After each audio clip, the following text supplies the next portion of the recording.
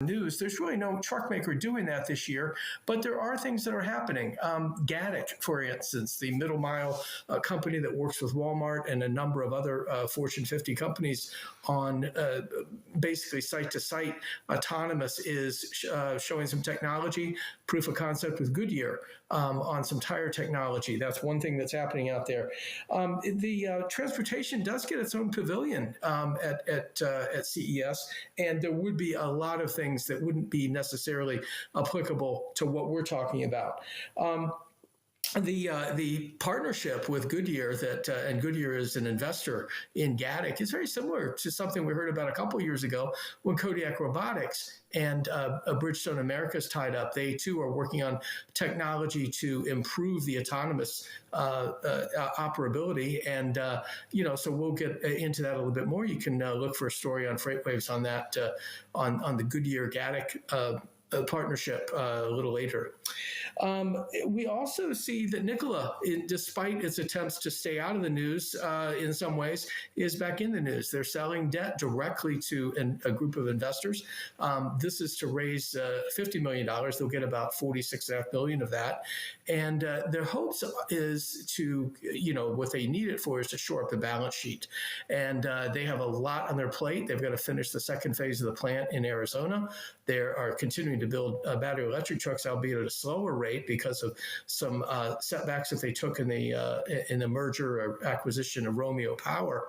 And ultimately, they want to start working out and building the hydrogen hub and their hydrogen stations to fuel the fuel cell trucks that are coming later this year. More on that in Friday's newsletter. That's how you'll see things start to play out a little bit here. Finally, NHTSA out with recall numbers for the year of 2022, and two truck companies, unfortunately, made that top 10 list. Daimler is in at number 3, same position they were in a year ago, and Navistar finished number 9. The big leader for the second straight year was Ford Motor Company. A little bit more again on Friday in the newsletter on that. Now, let's get to what we really came for, which is to welcome John O'Leary. John, the president and CEO of Daimler Truck in North America. John, it is wonderful to have you as our first guest. You came to us from Portland today, I believe, and it's wonderful to have you. Well, Happy New Year to you. John has been in the CEO role at Daimler since, I believe, April of 21.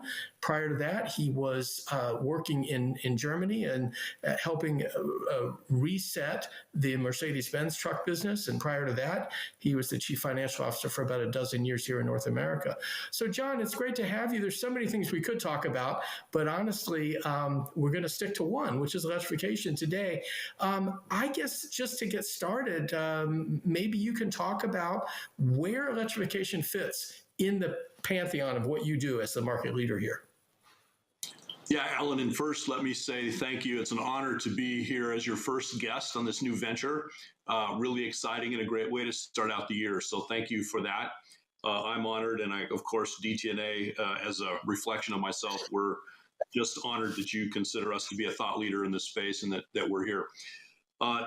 So, when you talk about electric vehicles, we're a big company and we can do a lot of things at once. Certainly, we're continuing to develop our diesel products and we lead the industry there, and we fully intend to continue doing that up until at least 2039, which is what we've said we're going to do. At that point, we then switch to CO2 neutral exclusively. But the electric products, well underway. Obviously, there's been a lot of press out there in recent months about deliveries that we've made to customers. So again, very nice acceptance by them. Demand is there, it's still a small part of the overall pie, as you well know, the overall North American truck market, but it's certainly on a ramp-up path, and we're dedicated to that. We're spending a lot of money there. But again, it's still, for us, a relatively small piece of the overall pie. Yeah, of course it is. And I think I have to ask, though, are we seeing, obviously we are responsible for some of this. We spend a lot more time writing about electrification and in some degrees, autonomy and things like that, things that are coming more than we do things that are here. Your business is primarily a diesel business today.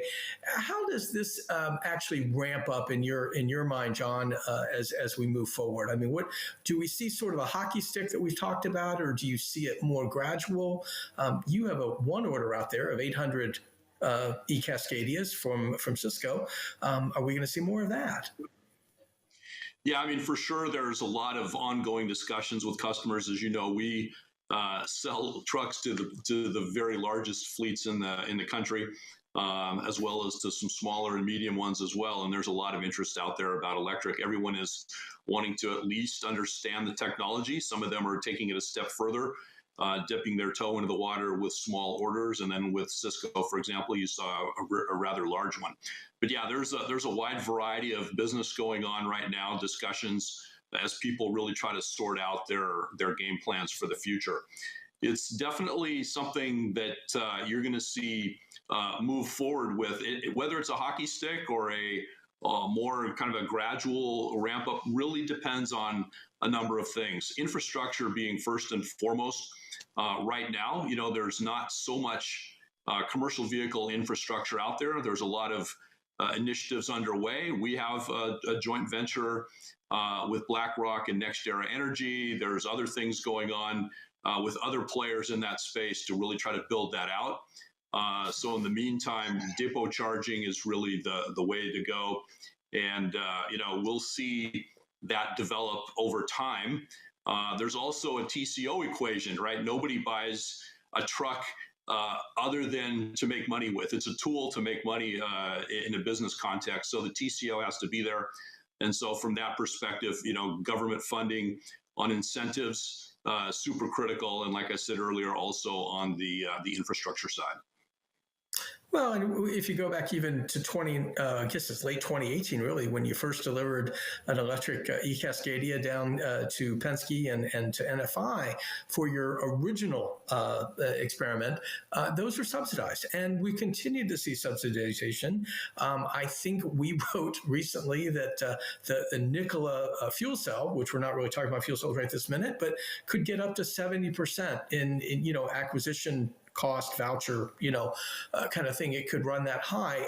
How long do we need to have, in your estimation, an incentivized balance, if you will, patch to TCO?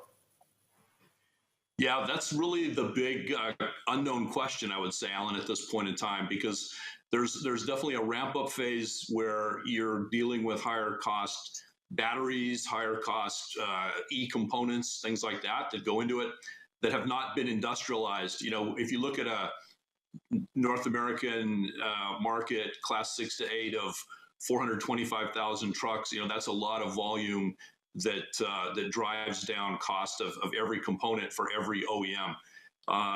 That electric piece of that is nowhere near that now. So there's still a lot of volume that has to kick in order for that commercialization to really get to a better cost place. So, and then you get into the whole scarcity issue too of certain pieces of that supply chain. So it's still a ways away.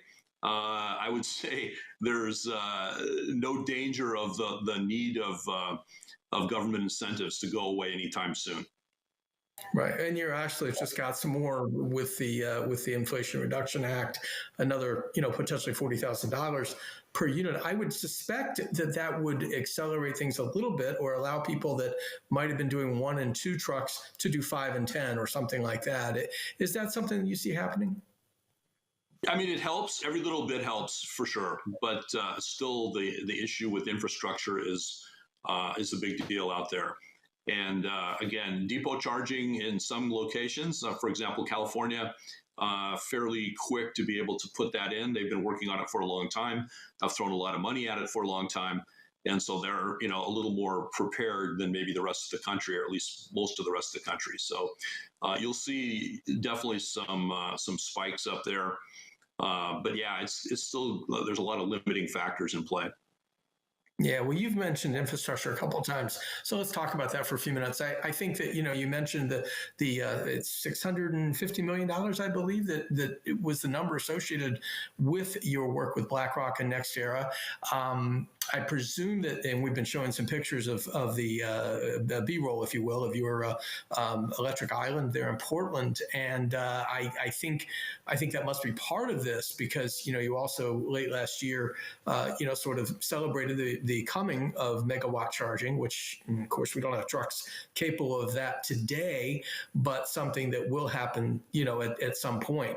I guess my question for you, and boy, I hate the cliche so much, but it did become the chicken and the egg, right, of trucks and charging. I remember when you took your first trucks down to California, I think I was told that they had to stop at car chargers and kind of go all night, just to get enough to keep going. Things are a little better now, but where do we need to get to, and do we need the same level of infrastructure? Of incentives for this infrastructure that we're seeing on the vehicle side? Yeah, so maybe just to start out, one minor correction. Electric Island, we actually did that long before the Inflation Reduction Act came out. So that was totally funded by ourselves and our local utility, PGE. So that was something, again, you recognize the chicken and egg concept. We realized we needed that here to be able to not only use for our own test fleets, but anybody else around here who might want to dip their toe in the water with a commercial vehicle. So just a minor correction on that. But yeah, it's definitely gotten to the point where infrastructure is key. That's why on the BlackRock Next Era topic or joint venture that we just talked about, we've got basically lanes on the East Coast, West Coast, and then the Texas Triangle mapped out for areas that we really want to develop, understanding that at least initially there will be fairly strong demand in those places for electric vehicles. And again, it's really with the intent of trying to do some of the longer haul applications and have charging capability there. Certainly within cities today, in certain cities where it's more of a regional day cab or last mile delivery, those applications already make a lot of sense for electric, and you're starting to see some offerings there. We'll be launching our EM2 a little bit later this year to address that. We've got our MT50 Freightliner custom chassis, which supplies to people like FedEx and UPS. And so you'll see that as well, or you already see that as well. So anyway, we're trying to help out wherever we can, but understand that we don't have, nor does any other single entity have the capability or the resources to really build out an entire grid across the country. And again, that gets back to your point, which I think is a good one, that continued help from the government to develop that, I think, is necessary and greatly appreciated. Yeah, let me ask you a little bit about retail. I don't know that there is a story on electrification for retail at this point, but do you envision a time in the near term where you would see a stock unit, I'm guessing, in your stores, in your retail outlets, to encourage more of this? Are you doing that already? There's not many stock units of any kind available these days, but do you see those going to stock at some point? Yeah, I mean, at some point, I would say that could be a logical outcome. Certainly, in the meantime, the specificity of applications probably prevents that, at least in some, or let's say most markets. But again, we're a very customer-focused company. Our dealers are very customer-focused. And if there's a need out there, we're going to try to meet it, just as we always have with all of our other products. So if there's a market in a specific AOR or a specific region or for a specific application that lends itself to stock units, then for sure we'll develop that as a program and support it just like we do with our diesel stock trucks. Right. Do you differentiate? We were with Martin Dahm at the IAA in Germany, and he was pretty clear that this idea of truck as a service is not your model. That is not how you do it. It is how one of your competitors, Volvo Truck, is doing it with their gold package, basically taking care of everything. You offer all these services, but how is it that it's different? Can you help me understand? the approach? Yeah, I think there might be a little confusion there. I wasn't at IAA to hear Martin say what he said, but as I understand it, the context was more along the lines of, we're not going to get into the trucking business. There's certainly people out there who say, well, maybe a logical extension is that you kind of cut out the middleman and just go and become a direct freight delivery company. And that is clear in our minds, Martin's mind, mine. We would never do that. We have customers that we respect, and that respect means that they can do it a whole lot better than we can, and they've been doing it for a whole lot longer than we have. So we have no intent to enter that space of delivering freight. In terms of bundling services, which I think you referred to with Volvo, we certainly would do that. We're developing it right now. We have a financial services company, Daimler Truck Financial Services, who are very involved in looking at those opportunities right now. I would say, at least at this point in time, the demand for that is not so significant. But again, we like to read the tea leaves and be innovative and be prepared for the future. So if it turns out that becomes a big need or want from customers, then for sure we'll be ready with products and offerings there. Yeah, we're getting into a period now, and it's really, we'll see some numbers, later today in terms of how the year finished out in truck orders. But we are getting to the point now where, battery electric trucks are for real. I mean, you're doing it, you're building them there in Portland, you're delivering them to customers, and those announcements came, pretty quick succession late in the year. Do you expect, if we get, and maybe I should ask you the question, if you expect a pre-buy in advance of some of these emission regulations that are coming for 24 and 27, if you see a pre-buy, do you see some of the expected pre-buyers sort of take the plunge and purchase electric trucks to maybe, help with some of the offsets? Obviously, the more zero emission or zero tailpipe emission trucks you run, the more room that gives you for continuing to run a diesel fleet. How do you see that? And do you see an inflection point, I guess? Yeah, I mean, for sure, that's possible. I mean, it's still a long ways off. And I would say even the regulatory environment that we are in today, there's no guarantee that that's going to be the same regulatory environment in 12 or 24 months, right? The regulators don't just pass a regulation and then take the rest of the year off or the next 2 years off and go golfing, right? They're working on the next set. So we're not exactly sure what that will even entail, and certainly we try to keep our finger on the pulse in a big way. But yeah, just as you highlighted, people, our customers, ourselves, who are constantly reading what the regulations are and what they allow you to do and how to best navigate those. And if that involves pre-buying electric vehicles or pre-buying diesel vehicles, that's the kind of behavior that you can expect from customers. And certainly we are there to support our customers. Well, and you've certainly seen it in the past. I mean, every time we've had a significant emission change, we get some level of pre-buy. It makes it even more confusing in the environment where we still have, is it 80,000 or 100,000 units of sort of pent-up demand? And maybe that's fallen a little bit recently. Your folks track that much more closely than I can. Let me switch gears a little bit. It's still electrification, but it's fuel cells. You have a couple of plans that you've talked about. Last May, you announced a partnership, if you will, with Cummins, which is a partner already in engines, to basically use Cascadias, not e-Cascadias, I don't think, but Cascadias to host fuel cell trucks. Can you bring us up to speed a little bit on what's happening there? And then maybe I'll ask you about Cellcentric in terms of timing later. Yeah, so, at least at this point in time, there's a lot of, let's say, a feeling out of different suppliers and OEs to figure out what is ultimately going to be the technology of the future. And certainly in fuel cells, you've got a couple of different avenues that you can go there with, gaseous hydrogen and direct injection versus fuel cell. And so we understand that our customers are going to have different needs. Just like today, we offer a Cummins, of course, it's all diesel, but we offer a Cummins and a Detroit.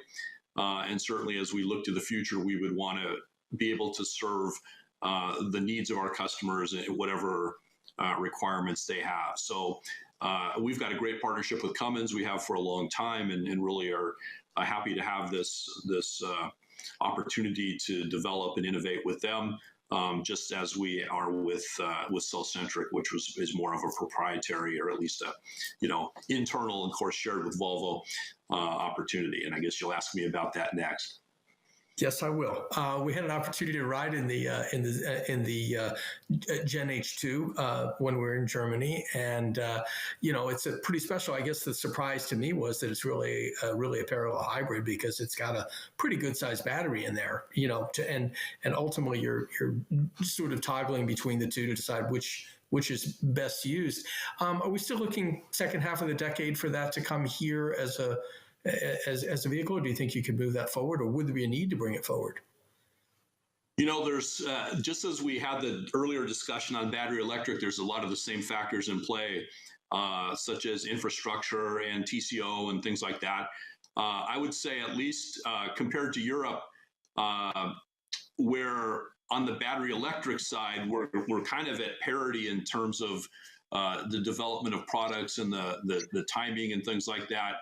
I would say with hydrogen, the U.S. is maybe a few years behind Europe in terms of where the thought process has been on that as a viable technology going forward. So it's still somewhat early days. It's obviously accelerating, but it's certainly a few years behind Europe. So I would say your timeline there is probably not too far off. It's very general, of course. And a lot of things have to happen, again, specifically with regards to for infrastructure and TCO. But at least at this point in time, the expectation is that for longer haul types of applications, there's going to have to be some hydrogen solution out there. But again, there's a lot of companies out there, startup companies innovating battery technology all the time. And you never know what's going to happen, in the next 2 to 3 years. But at least the crystal ball at this point in time would say that we're going to need a hydrogen offering towards the end of the decade, yes. Sure. Okay, crystal ball time. You brought it up. I'm going to pick up on that one, and I'm going to ask you, as our first guest ever on Truck Tech, I'm going to ask you for your best prediction on 2023. And you were told in advance this was coming, so you can't be too surprised that I would ask it. But I am curious, John. I mean, you see the whole picture really of trucking in this market. What's out there. What are we going to see this year? What's your big prediction? Yeah, and actually, Alan, this is a pretty easy one to answer because it's the one I get asked the most. So whether it's by my boss, by our outside board, by customers, by everyone. So I definitely have an answer pretty much in my head at all times. Look, the demand that we saw out there for 22 that none of us were able to fulfill, that will continue in 23. There's a lot of customers out there, especially in the large fleet space, whose average fleet age has crept up. And what that does is raise their operating costs, and they don't like that. They want to operate in a bandwidth that they're far more comfortable with. And so they want to get into younger product, and they have the capital to do it.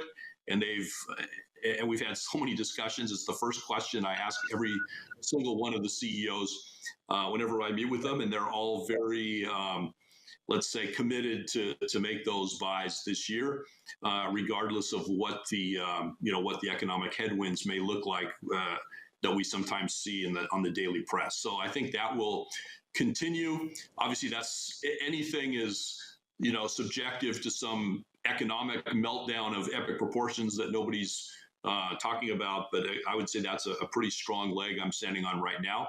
I would also say on the vocational side, because of infrastructure bills having been passed last year, that market is also going to be very robust. So at least from where we sit right now, the year is going to be just as strong in 23 as it was in 22. We do expect some better performance from the supply base. We've seen the chip side of that gradually improve to where it's far less. It's not completely gone away, but it's far less of an issue than it had been in 22.